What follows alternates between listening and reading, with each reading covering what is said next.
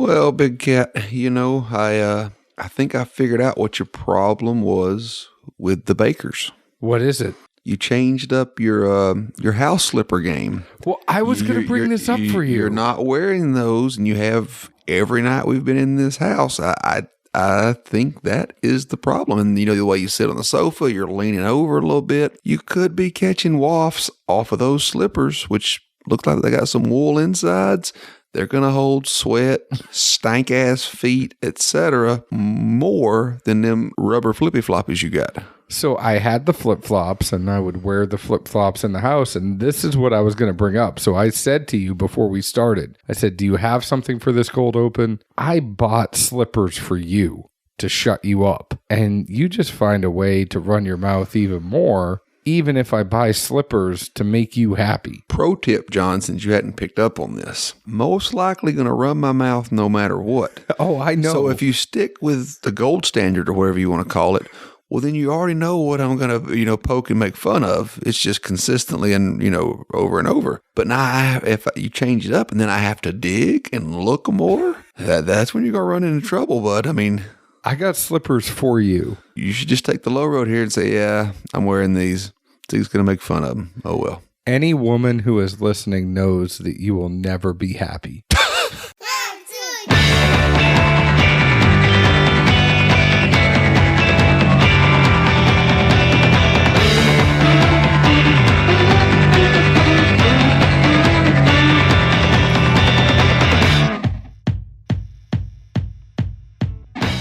Hello, everyone. My name is John Edwards, and with me is Zeke Baker, and together we make the Dad's Drinking Bourbon. Wherever you are, whatever time it is, thank you for making us a part of your day. And Zeke, I want to make you happy. What's it going to take?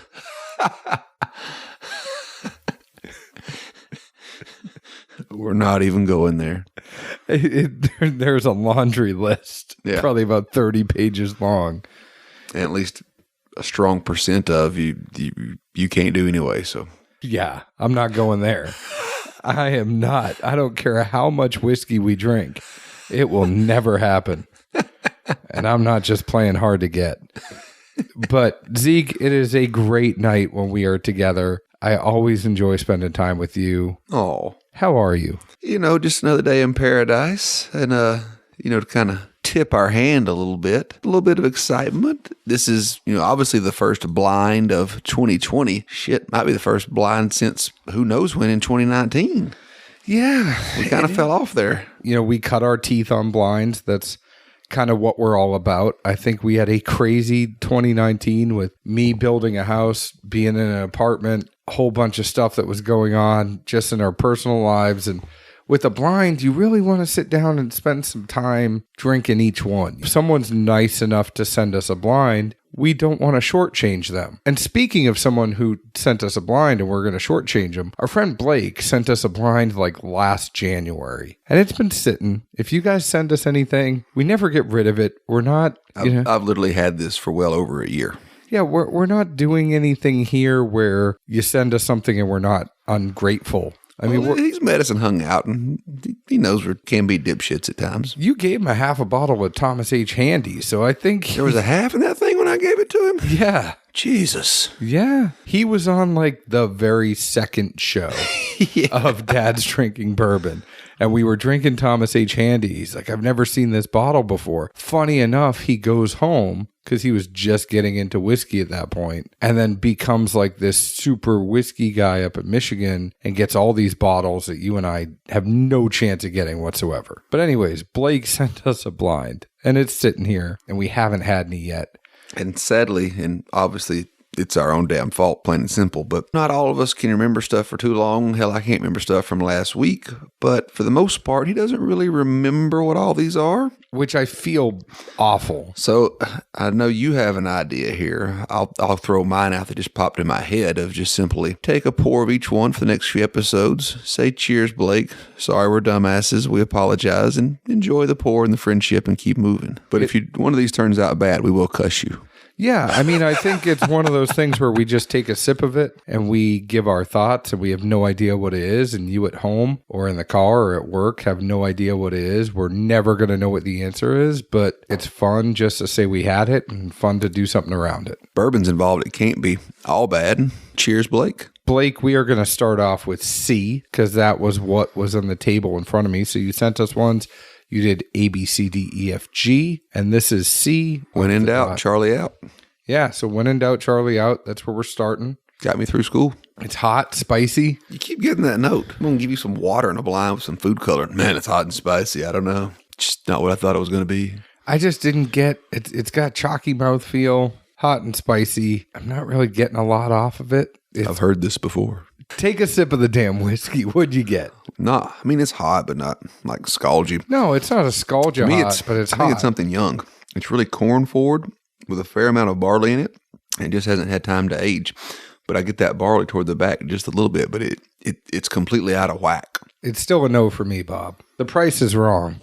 Now, whatever that is, I mean, I just think it hasn't set in wood long enough to be where it needs to be. I would agree with you on that. Now, before we get going on this other blind, I want to let you know today's show is sponsored by CaskCartel.com, changing the industry standard and how you get your alcohol. And the way they do that, they are like the Amazon of the spirits industry. So they get merchants together on their online platform. You can peruse through what is on there. If you want some whiskey, you want some rum, you want some scotch, you want some bourbon, tequila, mezcal, vodka, gin, whatever it is, CaskCartel.com has it, and they will ship it directly to your door. Like any online retailer, some of the prices for some of the hard to get things may be a little bit more expensive than you would get if you were going retail in your local store, or who knows, your local store could jack the prices up on you. They're just the middleman. They're just the ends to the means. Yeah, correct. They are, and that's one of those places that if you want some of the harder to get stuff, you might have to pay a little bit more, but you know, all the stuff that you enjoy every day, your daily drinkers, even some of your harder to find daily drinkers are going to be at good prices at CaskCartel.com. Check them out. Also go to Cask Cartel on Instagram. They're always doing awesome giveaways to their followers and their fans. It's always a good time. CaskCartel.com and Cask Cartel on Instagram. So Zeke, two things here. Uno?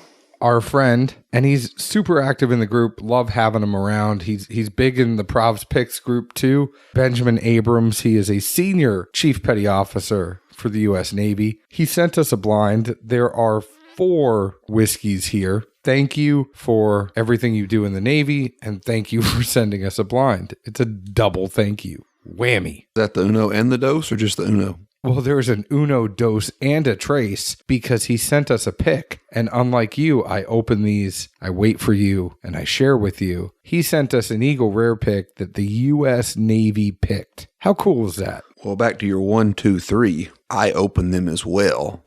It's just 2s where the line might get a little swerved because, you know, I might drink it before I see you. And then I'll tell you about it, though. You will tell me about it. So anybody who sends us stuff knows that Zeke will enjoy it. He'll drink it. He'll tell me how much he enjoyed it. He just won't share. Hey, if something comes to me on a Tuesday and we're not recording to a Friday and it's gone by Wednesday, like Forrest Gump said, shit happens, son. He didn't say shit, but he goes, it happens. We all knew what he meant. I love that because he goes, it happens. What does? Shit?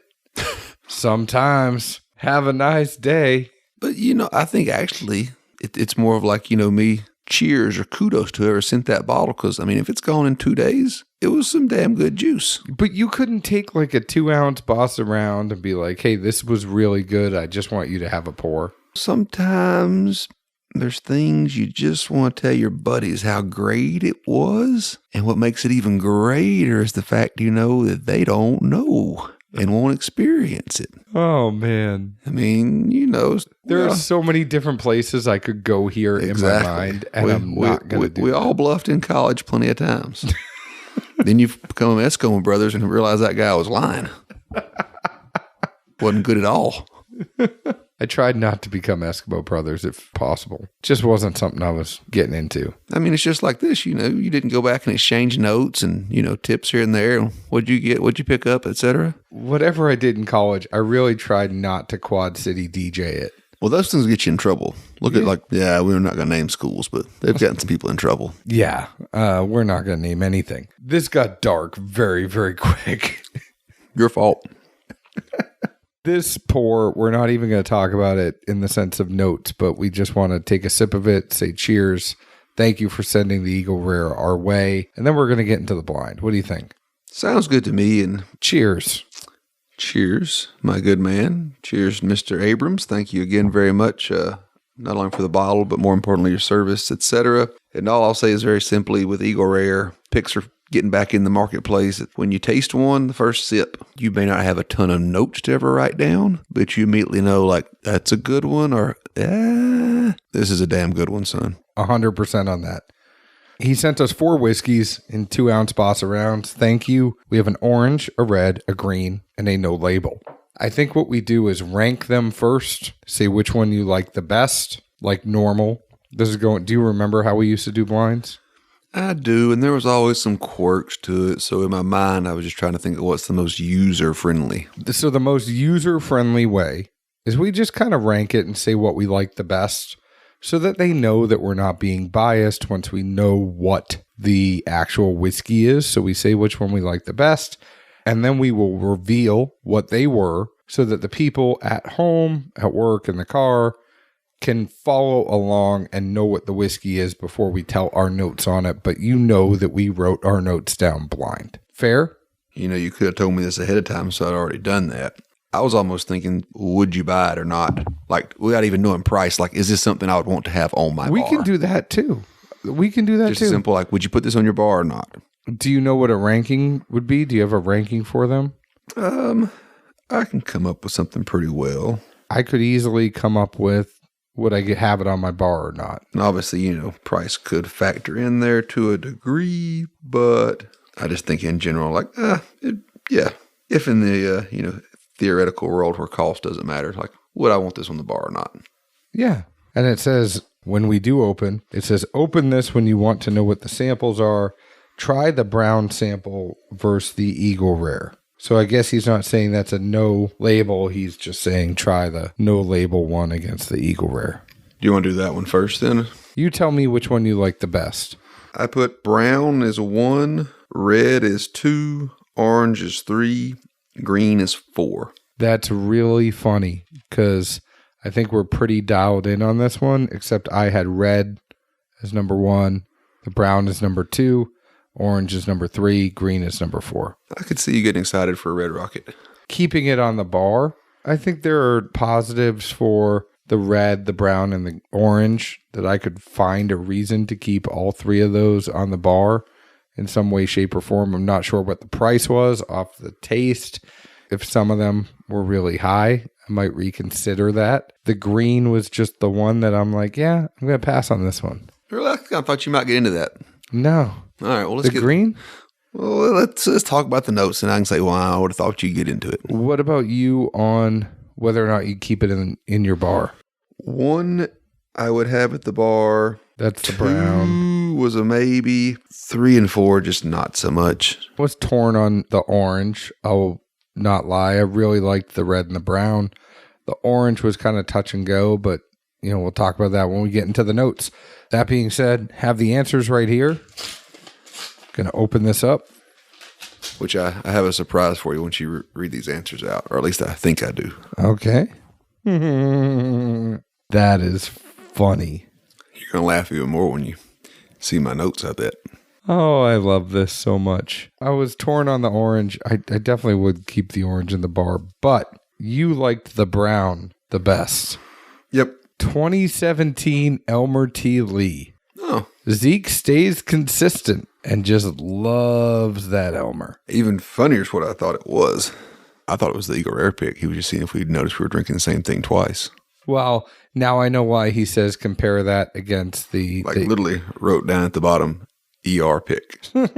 Then the red Cooper Craft Single Barrel MGP, 13 years, 20 weeks, 60% corn, 36% rye, 4% barley. Hold on, what was red again? Sorry. It's a Cooper Craft Single Barrel MGP. Not the Cooper's craft from Brown Foreman? I mean, sorry. No, not from Brown Foreman. So it's just a single barrel MGP that was picked by Westside Bourbon Connection, and it is Smitty's pick. So it's the high rye. It's the 36% rye. I'm surprised the 13 years, 20 weeks that it wasn't super oaky for an MGP, but That's 13-year MGP? that was 13-year MGP. That's interesting, but okay.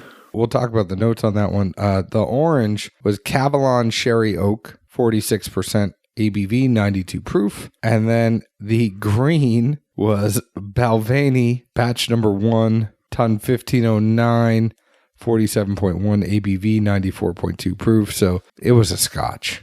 Well, yeah. And then John and Zeke, I hope you guys enjoyed these samples. I know the first two are not your usual, but the MGP is damn good for its age. The Eagle Rare is my pick. I hope you enjoy it. I sent the ETL with it because it is a mash bill 2 Eagle Rare. I hope Zeke likes it. I mean, literally, they taste the damn same to me almost. They do. And you love some ETL, so this is just consistent. We have found this out over time that Zeke is just a bigger ETL fan that he likes. But Ben, thank you so much. This was a whole lot of fun, and I think let's talk about this. Why don't you just go through your tasting notes and talk about... Sure, I'll start at the top just because that makes the most sense to me.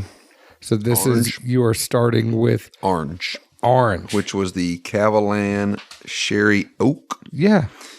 Nose-wise, I thought it was pretty barley forward, and then palate-wise, I put down that it was a malt whiskey, not too scotchy until the back end. I think that's a fair shout, and I've enjoyed the Cavalons. I mean, you know that we really like the T-Rex pick that was here in Nashville. I just said it's young. I kind of sense the youth in it, and I said I think this is finished, and it's high in barley, but not developed. I kind of felt like it needed a little bit more time in the barrel, but I liked the promise that was there. I've been a fan of the Sherry Oak in the past. This one, I just didn't feel like it was fully mature. I mean, the only Cavalon I really enjoyed was that Vino finish, or Vino barrel, rather. Yeah, I like the ex-bourbon ones. There are some good Cavalons that I like. I think it's unique. They're expensive as shit, though. They are. I'm just saying I like it. I'm not saying I'm going to go buy one. Yeah, but you like it because it's expensive or because it's good? Some of them are good. Some of them aren't. I don't think you answered my question, but...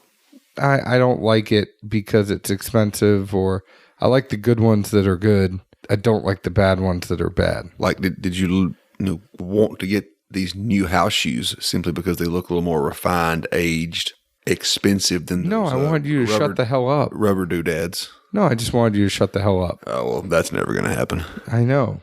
I realize this. You're like a friggin' dog. I can't believe, 3 years into this? Maybe this will give him something not to talk about. No, this is 4 years into this, buddy. Well, it proved my point even more, Buddy Rowe. Anyways, what did you get on the red?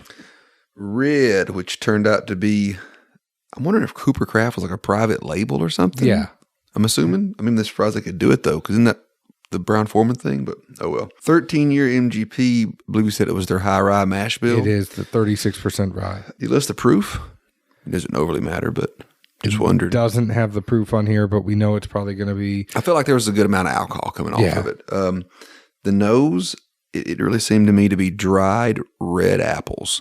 You know, almost like those snack things you can buy in the grocery or something, but literally just a dried red apple came off of it. And palate-wise, there was a big initial flash of sweet right on the very tip of my tongue. Kind of picked up more of that red apple theme. And then it just kind of went mute on me. I mean, there was a little bit of heat as it moved all the way, from the front to the back of the tongue, but I didn't get a bomb of flavors by any means. And for 13 years, I certainly didn't get any, oak, char, etc. If anything, if you told me it was MGP, I'd say, is this a light whiskey? I just kind of wrote down, and I didn't get too specific on this one. I just wrote, it's not too hot. It was everything. It was the Goldilocks. It was kind of in the middle for me, and it was just good. The color was noticeably darker on this one than the other whiskeys. When we had the green one, I could tell that was a little bit lighter, and knowing that that's a Balvenie, that makes a whole lot of sense. even the taste on this one, I was like, this is the most refined out of all of them, in the sense that I could kind of tell it was more of an elder statesman. I just thought it was good. I thought it was a good, solid pour. No notes? I mean, no characteristics here? Apple's fine. Well, you can't steal mine. Oh, I just did. Sheesh. Kind of like how you felt about the Eagle Rare. Yeah, but I mean, you got to have at least one redeeming quality. Imagine if you're like, sitting around your boys and you're talking about some chick or something you saw, and like you never give any description that, oh man, just, great looking. Yeah, great looking. Really refined. She looked well. People want the details, John. Sometimes I got to make them want more. This one I just enjoyed. I really, that's a beautiful thing with these blinds sometimes. Sometimes it's just, hey, I enjoyed it. What about the green? I laughed at that one myself, which this was the Balvenie Batch 1. I don't even know what that means, but it's a Scotch, which I did pick up on that pretty quick. Nose-wise, I just put down Hello Pete. And then for palate, I will admit, especially as hard as the nose hit me on that with the peat and those Scotch elements coming in, I thought the profile and the palate was much, much more subdued, refined, just less offensive almost to a degree, however you want to look at it. Put down, it was actually not as bad. The smoke is pretty mellow, but it lingers well. I mean, a good 10 seconds after I had that taste, I could still get it in the back. And maybe that's, one of those characteristics where Scotch drinkers really enjoy that, and that's why they like these things, is that it does linger so well. I mean, off the top of my head, I couldn't tell you too many bourbons that I would know would have that kind of finish and just lingering power. I just wrote down. I feel like you're over just like doodling or drawing notes or something, or I love lamp. I love lamp. Where'd you get on that one, John? I said it was sanitary on the nose, like a hand sanitizer at the hospital. I didn't get a whole lot of flavor on it. You didn't get that peat? I mean, I got peat, but that's, a lot of people say with that peat, they get like a Band-Aid taste. It wasn't even the Band-Aid nose. It wasn't the Band-Aid taste. It was like a hand sanitizer for me. But whatever it was, it's all that peat in there almost comes to me like it's like a disinfecting solution. Man, by the time we're done here, we're going to have a big can of worms for me and Dr. Bob to dissect on what is going on with John's palate these days. Nobody knows Bob. You mentioned this Bob guy. You need to like post a picture of him. Nah. It's just, sometimes mythical characters are better. And then for the taste, I said it tastes like it smells. I mean, I got a huge amount of peat. It's the peat that actually does that. If you understand Scotch and know Scotch, it's, the peat that causes that kind of sanitary Band-Aid taste that's on there. That's what I got for that one. Last but not least, what did you get on your no label? For the no label or brown, however you want to look at it, which turned out to be Mr. Elmer T. Lee from 2017. At least that wasn't the year of the cork taint. The nose was faint to a degree, and I really felt like I was smelling butter. Especially with a kid, boy loves grilled cheeses, make quite a few of them at night. Literally, it's just like popping open butter before you put it on the bread. On the palate-wise, it was light at first. Some oak was in there, but by no means was it overbearing. And some fruits really kind of shone up under that initial little bit of oak if you wanted to dive into it. I put down raspberry and cherry. All three of those notes for me, though, were definitely almost like, a secondary or a tertiary. They didn't jump up at me and scream like, oh, you really get this or this really strong. End of the day, a simple, easy pour that anybody in bourbon's going to enjoy as a drink. I mean, just the fact that there's nothing offensive about it. Yeah, and I got a bunch of fruit on everything. I got fruit on the nose. I got fruit on the palate. I know you're going to say, what specific fruit did you get? Hell, I don't know. I'm thinking you got fruit by the foot, and by the foot, I mean them new slippers. Probably. One day I'll make you happy. No, you won't. No woman will ever make you happy with that attitude.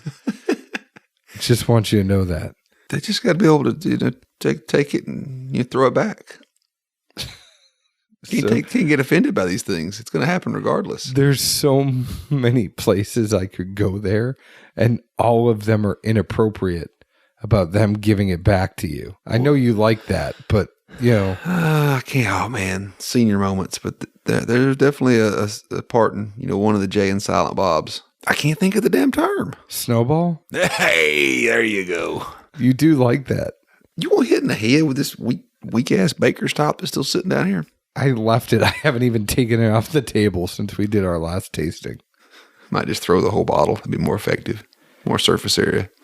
Ben, thank you so much. This was a whole lot of fun. I really enjoyed it. We got to get back to the blinds more. No, I mean, even though, I put that Scotch as fourth, it was much less offensive than quite a few that I've had, and especially as much as that nose crept up on me and just kind of threw a little sucker punch. I was surprised that I could drink that socially and not, make funny faces or be my normal self and bitch about it. Is this a new Zeke for the times? No, I just, I feel like as much as I harp on Scotch and, other things as well, that when something in that space somewhat impresses me for whatever reason or isn't overly as offensive, I should give it its due credit. I'm just, trying to do my part and not seem prejudiced here. Well, speaking of doing our part, come see us on March 28th at Whiskey Warmer in West Haven in Franklin, Tennessee. All of our glassware was provided by distilleryproducts.com. Janie, Vicky, Carson, all the folks over there at distilleryproducts.com. We love working with you.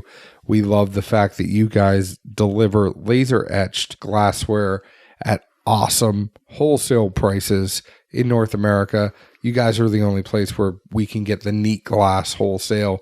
You have Glencairns, you have wee Glencairns, you have Tipsy rocks glasses, you have regular rocks glasses, you have the Tua glass, flask, decanters, whatever it is.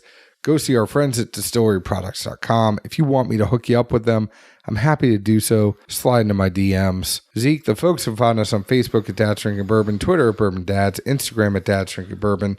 Find us wherever you download your podcast. Whatever it is, we are happy that you are listening. Leave us an open and honest review like we leave open and honest reviews about the whiskey we drink. Thank you again, Ben, for this blind. Zeke, where else can the folks find us? Good old Nashville, Tennessee. And, be careful sliding into John's DMs. You might catch him sliding around these new fancy houseware. Cheers. Ciao.